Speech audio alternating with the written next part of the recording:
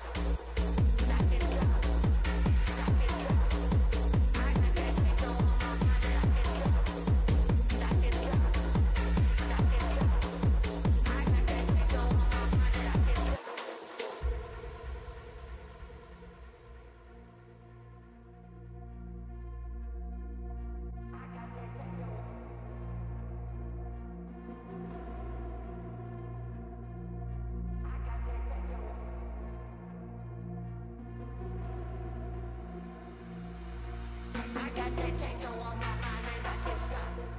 I got that techno on my mind and Welcome back, everyone, to the grand final of the Pulsar X Waimers Showdown. It's still me, Zach, joined by Papa Bob here, and we are heading into map number 4 of this grand final. Just to recap here, ItsMeViko, they're up 2-1 right now in that map score, but Asterisk just are coming off of an explosive win on Corrode. Probably the most dominant map of the series so far, I would say. With that 13-7 or 13-8 scoreline, they got that early lead, and they never really looked back here. Really nice gameplay to come out of the Asterisk side, and now, though, the problem is they're headed to their opponent's territory of split. 100%, but Asterisk, throughout time, they've been evolving, I feel like. Again, that map number 1, not so much, right? First half of map number 2, not so much either. But then into that second half and on to map number 3, they've been really working themselves to the absolute bone. And right now, not only claiming at least one map, but they're also looking to cover it over to the Decider, which is something we're looking forward to because, again, it's a grand final for this one. Might as well be as exciting as it can get. We're going on to none other than, I do believe it will be Haven, just to fact check myself. No, it's going to be Split, my bad. Haven's not even... What? Haven's already gone. We already played Haven. I'm completely out of it today. But Split, yes. Split is a map that we haven't seen any of these two teams play just yet, nor in the semifinals. So it's going to be a first experience, at least between the two. And again, a bit of new ground, while though, again, Split is a map. If you find Split comfortable, you're confident on it. Very. Yeah, and I mean, you're confident enough to pick this if you're ItsMeViko. The thing is, it's also a map that's been around for a while, so yeah, team's still kind of figuring out how the comp is going to work and everything with the new patch kicking in and stuff. So yeah, interesting to see what's going to be coming out from both of these teams on it. But in terms of momentum, at least, it is in favor of the side of Asterisk right now, coming off the win. Let's take a look at what agent comps we have coming through, and it does seem like it's the double duelist this time for Asterisk. They've got Caramel on the Yoru, which I'm personally loving considering how aggressive he's been so far. The double controller as well gives him a little bit of mid presence, but on the opposite side, it's the double initiator that we're seeing. Hope switching over to the breach this time, and Techno on that fade. A lot of utility, a lot of information going to be available for ItsMeViko. Asterisk, though, they're banking on the aggression. They're banking on these duelists coming through, and I mean, Caramel has just been putting up a clinical show in that previous map, so I feel like this might actually be a benefit for them.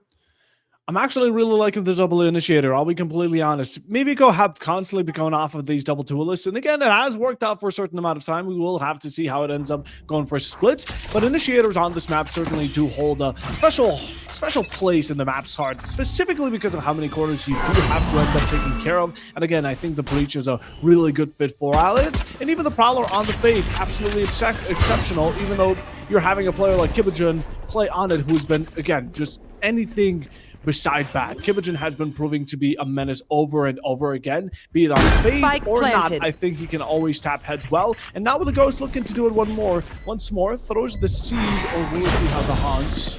The C's for now. King Kappa right around the corner. Just waiting for the nice strike, and will be a head tap, a stun to follow alongside to get yourself some safe space. Caramel looking to contest it, but doesn't really want to challenge that out. An anti-flank by Hoax, as Yash does get away with one, but that's all they wrote, as now 4v3 for MEViko, as they're starting things off quite strong, but little boy still fighting back against the Caramel, stuck in a 1v1 fight. He's running out, but it seems like it's still very possible. Hoax needs to deny this defuse as it's coming through, but Caramel keeping the last player safe and sound as it will be Asterisk, managing to turn things around. What a retake. Just that crunch in from main. So patient as well, Caramel. Waiting for this Neon to come through. Duel's just weeding one out, and just this push onto A main. One enemy. Such a dominant play, and these Sheriffs coming out on top. Very big damage. Headshot machine right there, and yeah, Diffuse to come out for Asterisk. Good start for them in the round, off the back of it. Decent buy to come through.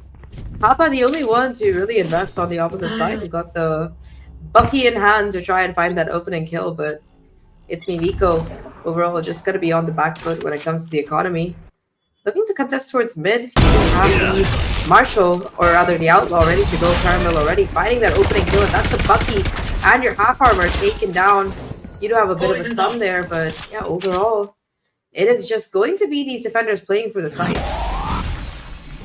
4 for Viko, again, off to a rough beginning. This is following tradition into map number 3 here, and Asterisk, just a completely reformed team. They've started adapting and overcoming, but will they be able to go beyond for this one? They do have to run advantage clearly, and it's shown as, even though Techno fights Little Boy off, Risen gets away with it. Quite damaged out of that initiation. Caramel to pick one up, it will be Hoax. One enemy remaining. A second one, Risen being hidden in that cubby, and Caramel with a single tap to finish things out, even though Techno does pick up one eventually. It is still 2-0. Afterwards walking out with 3 players and comfortable. Keep the major guns as well, both the Bulldog as well as this Outlaw being held on to. I think one of the players only had a Sheriff, gonna be rebuying that, so they only really lose one gun, I think. And yeah, Risen happy to buy that Bucky as a replacement. On the opposite side, full armor for 4 people. Venka, the only one who could be victim to this Outlaw. if he's not careful, but even the 140 is plenty of damage, especially with the amount of chipping utility you got left. Just the Viper Molly or the Raise Base, so finish the job. Talking about finishing the job though, it is the Outlaw to try and find a cheeky little leg shot. But Yash is the one to take down this Neon. Immediate refrag though from Techno, who's been so good at finding these kills. Going towards Heaven right now. Venka though on the lurk. Takes care of Risen. Caramel with the counter pick, bringing things to the here. And ooh, the second Spike kill down as well. A. Phantom coming to nothing right now, and Venka find something from this disadvantage. Knows that both of these players are towards CT. Is able to go for the spike here, but Hoax still in the corner. Has to be a menace. Does have the TP, does have the Spike flash, planted. everything in the kitchen sink available right now. How they're gonna win out this post plant is the only question right now. The hard from Kibojin gonna clean out Heaven, and now it's still a 2v3. Still 3v2. This is something Asterisk can work off of. Hopefully they don't drop an ItsMeViko, who earlier, even when at man advantage was theirs, they give a lot of clutch positions, and Venka is going to take off one. This is One enemy remaining. Little boy. Hoax there to follow along, and now going to send that fault line forward to try and stun the Fade. It does connect, and of course we do also have much more utility just being thrown by the breach, which forces Kibojin to take it up on tower and will be spotted out by the Omen player. Wow. Trying to finish things out, and it will be the first round for ItsMeViko. Now they're looking to once more catch up to Asterisk, and a good beginning to start. One enemy remaining.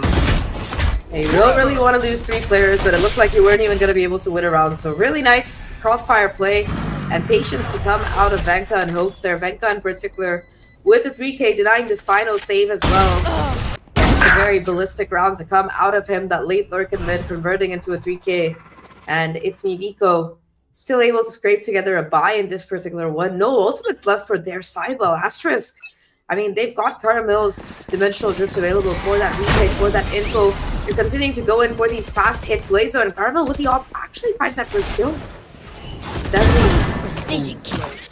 Yash coming out on the opposite side of the small King Kappa didn't really expect it, and ItsMeViko just giving away 2 kills as easily as that. All of them completely alone, trying to push into their own ground, but you're going into the home of Asterisk, and they've seen you as an intruder. Yash just jump peek and doesn't get spotted out, backs off away again, not really wanting to take up the chances of wall bangs, as Hoax, again, just alone, right? But does pick off Risen, who doesn't expect the swing to be so imminent, as now 4v3, looking a bit better for Vico, but it gets Spike worse with down Yash A. stepping into the action, finding Techno now dropping down, and with the support of Kibojin, who falls very shortly. And this could be up to Halef to turn things around, and so he does the Cypher to take a bit of damage and still needs to contest one more. Drop damage.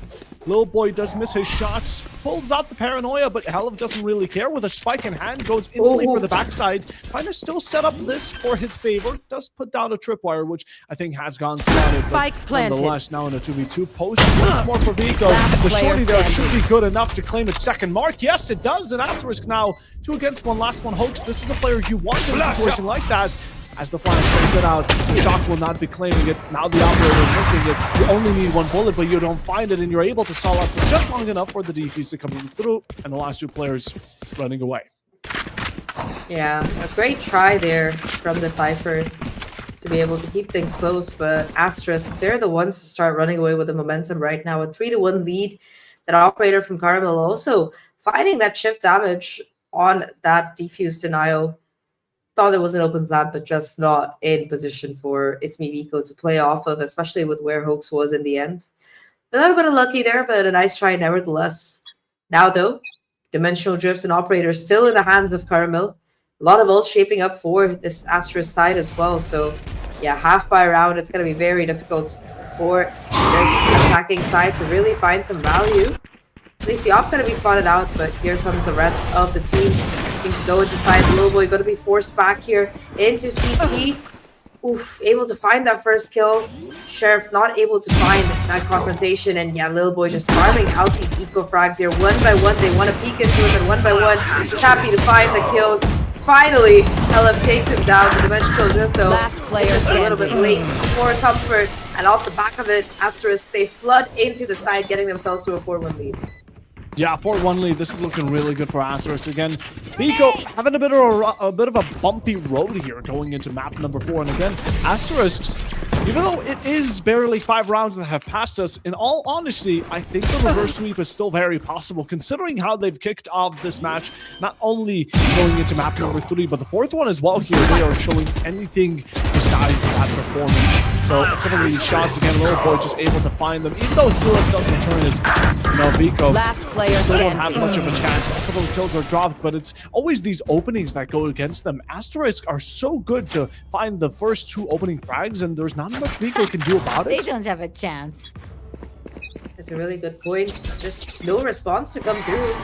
And yeah, once again, to run down these fast executes that you really see ItsMeViko trying to pioneer. Investing a breach ult now to get into sight, but Ryzen actually managing to dodge everything right now. Looking to head into the fight as well. Gets spotted out in the corner, but not able to find the damage. Asterisk, Spike they're the ones down, with the B. kills. A 4v2, and this Viper is still alive and being a menace. Ryzen completely stalling this attack for the side of ItsMeViko. One On enemy the edge remaining. as well, looking to find the damage. A nice little flick onto Helef. Yeah, it's just Hoax versus the world. The 1v4 to try and find. Not much scope left for it. Knows where the first player is. Could possibly get the headshot, but yeah, stuck in the smoke. Just a question of whether or not he's going to be allowed to save or not here, because he certainly doesn't want to go forward, understandably. Understandably, I don't think anyone really blames him, but 40 seconds here to Pro Laz going in towards Garage, and even players still peeking out, jump shotting, and Hoax doesn't really find it. A triple peek at Ouch. once. Perfect timing from Asterisk. They find themselves the 5th round, and is this the wake-up call that we've been needing again? Maybe even the previous map was a bit closer, but this one surely doesn't look anywhere close to it. Just this double kill from Ryzen, completely shutting down this attack. Of course, they use the Viper's Spike pick, they down, use the B. Showstopper, but that was also the buy round there. They get a breach ult and trade, break the economy for the side of ItsMeViko.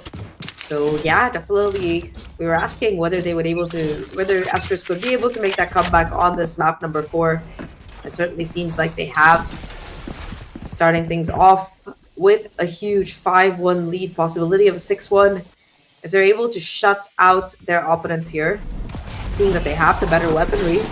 Still though, it's a mid push right now. A lot of noise being made towards vents, and to raise that first point of contact to try and find that damage. We'll need to step back for a moment here.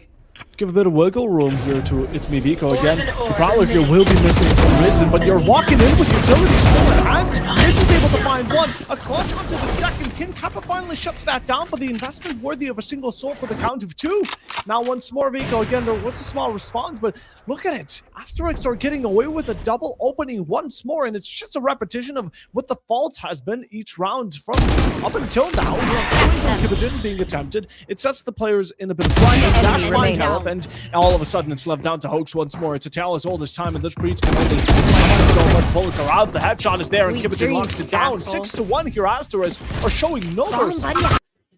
We're seeing no damage. It is just, like you said, these disadvantages trades that ItsMeViko keep falling prey to. Asterisk, the ones to come out on top. 6-1 start. Again, they have their operator in play.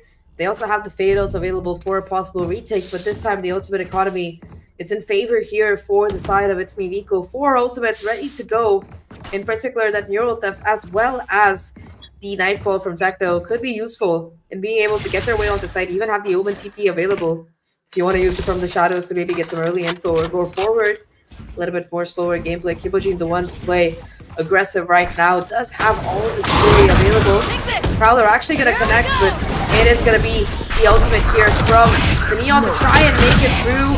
2 kills to come through for Kibogen, who just stops One this enemy attack remaining. in its tracks. Flawless round for Asterisk here, 7-1, and ItsMeViko, they collapse without finding a single kill. There was so much happening all at once. They did not care. They just shut it down. Kibogen again, it's once more kind of a tyrant role. One Takes enemy. apart. 2 players for the opening. VIKO, not a single return. They get distracted by who they're trying to focus on, and in the end, they end up discombobulating themselves. It's now timeout finally from VIKO. 7 rounds. it has taken. Asterisk already claiming a victory within this first half and looking stronger than ever. This is right back to those semifinals, and ItsMeViko are looking like once more a victim. Hopefully they're going to turn things for the better if they want to have this map still within their own grasp. They can't allow too many rounds to pass on by going from this point forward. Yeah, it's a long road. Good timeout at least to try and stall the momentum here for their opponents, but yeah, it remains to be seen how much more they can struggle to do here. They have to try and win a couple of these upcoming rounds, but at the very least, it's going to be a lead for Asterisk at the end of this half, and suddenly the 2-0 map start looking like it's starting to lag behind here for the side of ItsMeViko. This is their map pick, but so far they have just not been able to find any success, and I mean, yeah, even the round that they won from a disadvantage scenario. So far, it's been Asterisk, the ones to come out on top in these confrontations. And of course, just the double duelist really doing the job. Caramel and Yash both willing to go aggressive. Ryzen and Gibogen as well, just with that early information, that utility denying the space. And right now, it does seem like ItsMeViko, they're looking to run it down on mid. Again, here comes the 1-2 play. Just no way to get through, and Kappa dying untraded once again. He was the one with the gun too, so that's painful. Yep, there's quickly Vanker's life to follow and Tally. All of a sudden, ItsMeViko, again, it's the same mistakes over and over. They took this tactical timeout, but they were not able to buy more than a bucky, so not much value will be shown nor expected from this round. They hope to do as much damage, but in the end, will that even be a bare minimum? Techno 2, this is starting to look better. You can pick up these guns, you go for neural theft, and now things are starting to turn for better, but again, Caramel will hold you down. The Prowler there is shot out. You do get blinded in the moment. Still sending up that game crash to get yourself to safety. The second sprint Techno ability as the Nightfall will be sent down line both ways. And now down to low HP. Gibogen once more stepping up to the game, finding himself a task. Yash there with a second and only one more remaining. Cypher, his baldness revealed. Caramel with a single tap to take him out, and 8-1. Asterisk. It was a large investment from Viko, in all honesty. Again, the timeout, the util, the ults, everything was in their hands. But Asterisk, they still managed to shut it down each and every single time. And I mean, investments, like you said, despite not having the finances, trying to compensate for it, but in the end, yeah, it is going to be Asterisk to come out on top in those trades. And I mean, Caramel in particular, just being such a menace right now. 8-1 lead, and yeah, unless ItsMeViko finds some answers with that full buy kicking in, it does seem very likely that we're heading to that decider of bind coming through. And I mean, I don't know, it was a pretty good map for the side of ItsMeViko. Asterisk as well, I think, we're able to find a pretty convincing victory at some point. But yeah, like you said, these two teams, they haven't faced off yet. So it remains to be seen how it's going to go. Nice little flash TP. Don't really swing off the back of it, so Lil Boy not going to be punished with Caramel. Ooh, that's some information at the very least.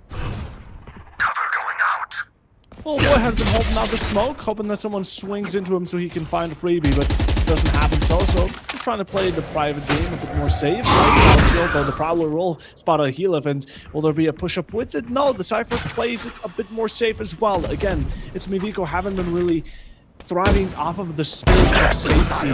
Right now, though, finally we get ourselves some succession. Even while blinded, the paranoia was there, but Venkat doesn't care. Again, the game intuition on a player like this allows you to get away with such plays, but Yash is right around the corner and could be catching you not only off guard, but also reach a victim to it. A headshot, a second, a flick of the wrist, and you have yourself a return. Once more, Asterisk gets themselves in a comfortable position, even though Yash is extremely low on HP. Watch out! He has dealt the damage, and now the plant is going down. ItsMeViko are able to find the finally Yash to be taken out, but there's still two players here to fight against it, and on this tower from heaven, sending the Prowler. I wonder where the Viper's going to be approaching from. Yeah, I mean, it's a question of timing. I don't know if that tripwire is jumpable. If it gets broken, though, that's going to be the call that, all right, there is a player towards this flank. He did break it, so yeah, I think that LF is going to know. Get shut down, though, and now suddenly that opens up business. Both players pushing in towards the CT angle.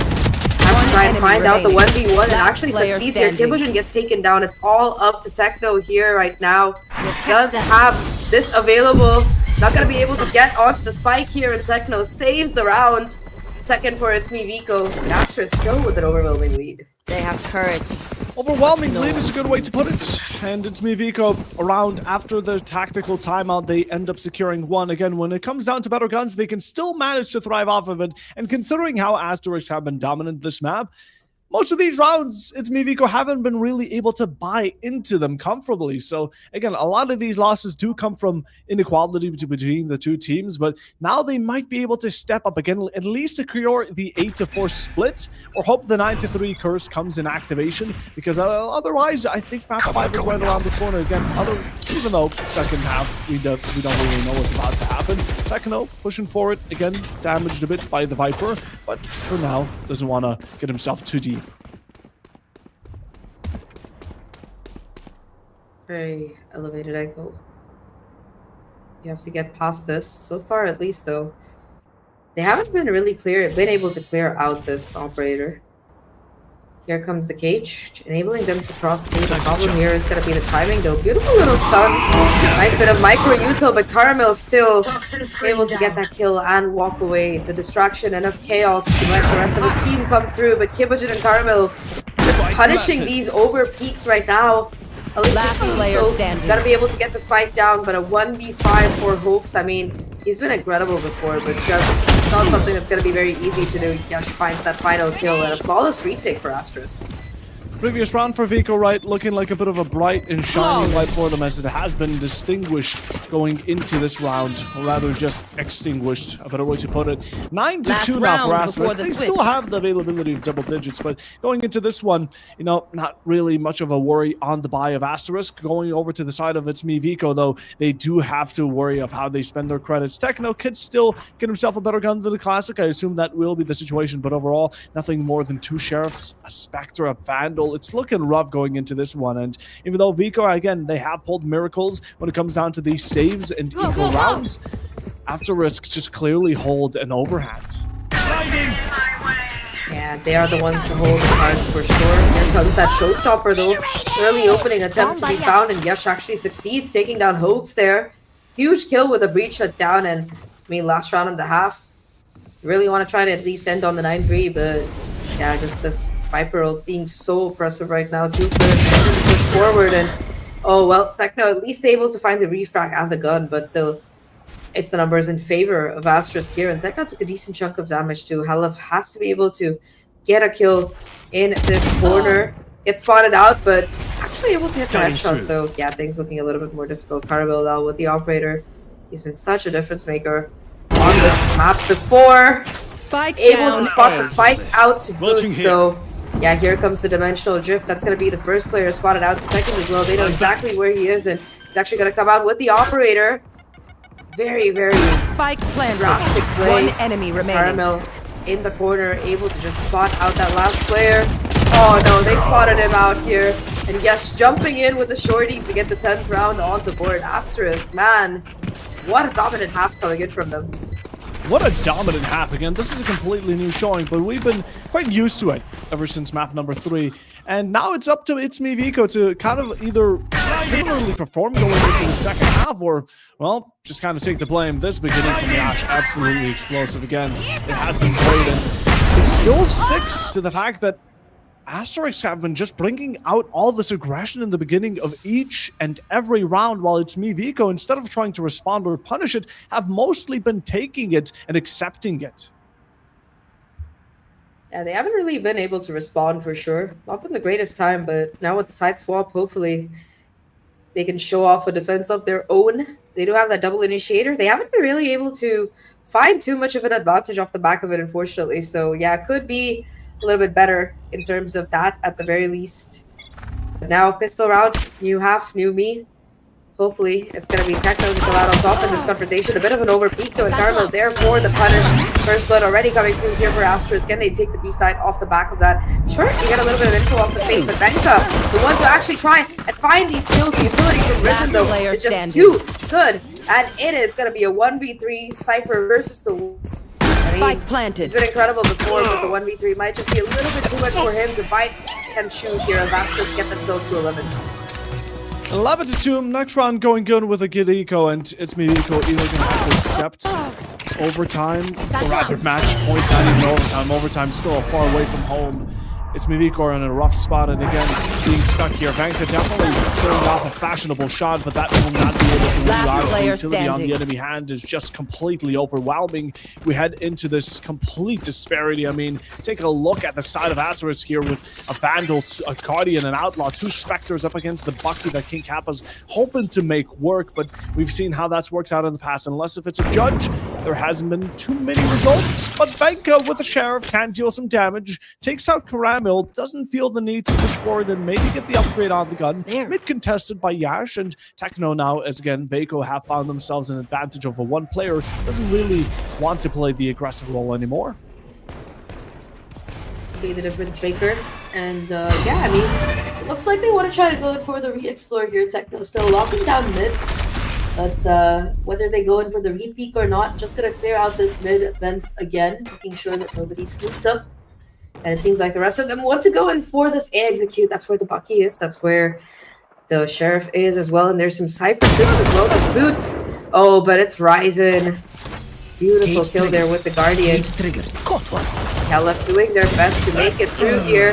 Unfortunately, Yasha is going to be the one to get that headshot. Double kill, in fact, towards heaven. And yeah, Hope's doing their best to find some kind of damage. Just not going to be able to work out here. The duelist is being an absolute beast right now.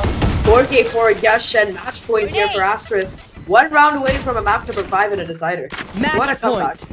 What a comeback. A reverse sweep like this would certainly be legendary. Again, this is a completely new Asterisk, but I'm loving it. We've been here for it. This is the grand final and how it should be. And unless ItsMeViko are using these 2 maps to kind of recover going to the 5th one with all their energy, it's going to be looking quite dire. It's going to be looking very, very dreadful into that last map. And honestly, Asterisk have been just looking unstoppable. Again, they push forward. Players such as Yash are getting away with so many ridiculous kills. And in each step when they're confronted, Yash takes that just another one. Venka, in the meanwhile, though, has been teleporting himself forward into Garage, finding once more the opening with that Sheriff, but it is returned.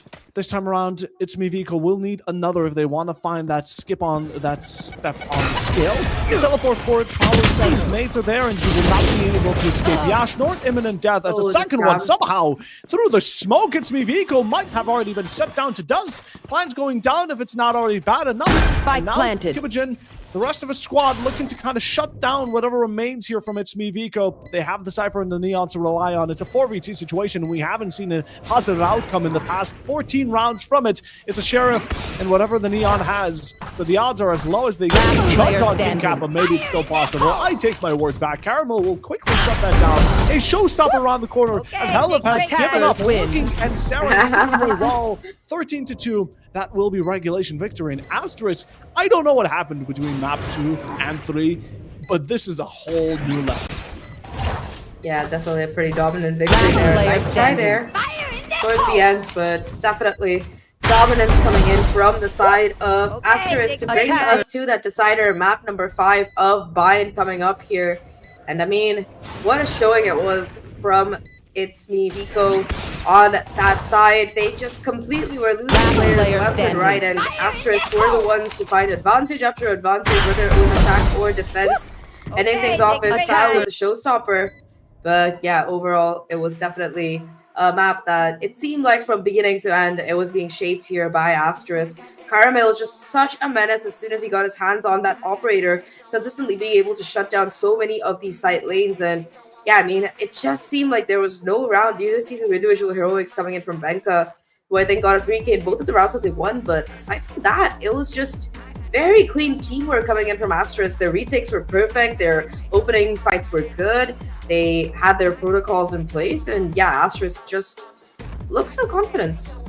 Yeah, it seems like ItsMeViko kind of relied on those heroics, those so-called hero one-man plays going into the first 2 maps. And, you know, when Asterisk actually started picking up the consistency of team chemistry, it's been a completely different game, and it shows at it. There's going to be a large adaptation needed by ItsMeViko if they want to change the results going into map number 5. It's still very possible. We do have a bit of a break, but before going there, we also want to take a look at the stats once more, because I do think the MVP here is going to be none other than Yash, who has been absolutely brutal going going into split, by the way. 13-2 is a score to be feared, especially going into a grand final. And again, Asterisk, maybe a rough beginning, but going towards it right now. 11 first kills, 3 post plants, and honestly, that's because they didn't even see that many attacking rounds. Yeah.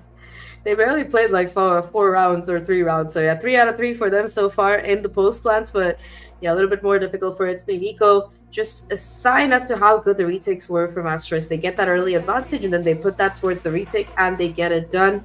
I mean, in terms of the team ACS diff, this has to be the map with the biggest one so far. Asterisk with almost double the damage round after round that IVK were doing on this map. So yeah, that explains the 13-2 scoreline, the most dominant map that we've seen so far come out of this series. And it is going to be map number 5 coming up next. But before that, let's take a look at the leaderboard because we have to see who is going to be the MVP coming out on top, whether it's Caramel or it's going to be Yash, like you said. Yash, the one to be on top there. 387 ACS, 22 and 6 kills. That is just absolutely insane. Almost 4 KDA there, 3 point something, whatever. Yeah, just ballistic performance out of the duelist. Caramel as well. I want to see how many first kills this guy has because he's probably gotten so many off the back of that operator and the outlaw. I mean, on the opposite side, yeah, nobody really being the hero here for IVK. Either way, the MVP, yeah, let's take a look at Yash's stats in closer order because he's going to be the standout player on this map. Yeah, 22 and 6, 3.6 KD. I think the highest one that we've seen today. And I mean, to be fair, he's playing Raze, so it's kind of like expected. But also, just consistently map after map, he's been able to perform, find those crucial opening picks. And it's nice to see him just absolutely pop off here and, you know, be the hero that you need from Asterisk's side to get them to that map number 5. 100%. You know what, Yash, this is the performance we were looking for. But again, from Asterisk, they've been kind of exchanging players on the MVP line. And honestly, that's what I really love to see. They've been constantly changing it about. It's not just one man always carrying the lead, like for ItsMeViko when it comes down to those heroics and rounds. And again, if they're going to keep on relying on the map number 5 isn't looking bright. But hey, let's allow time to do its thing and tell us that in a moment as we're going to be heading to a short break. Get yourself some snacks, something to eat, something to enjoy the show. We're heading to the last map and may the best team win after this break.